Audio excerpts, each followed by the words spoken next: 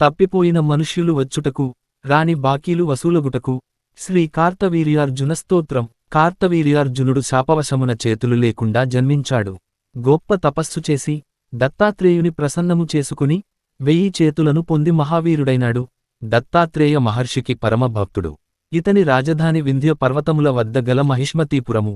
ఒకసారి అగ్ని తనకు ఆహారము కావలెనని కార్తవీర్యార్జునుని అడిగెను.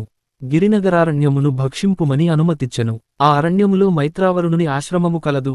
దానిని అగ్ని కాల్చివేసెను.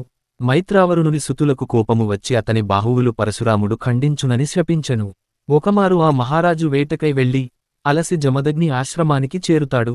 ఆ మహర్షి కార్తవీర్యార్జునునికి ఆయన పరివారానికి పంచభక్ష్యాలతో భోజనం పెడతాడు.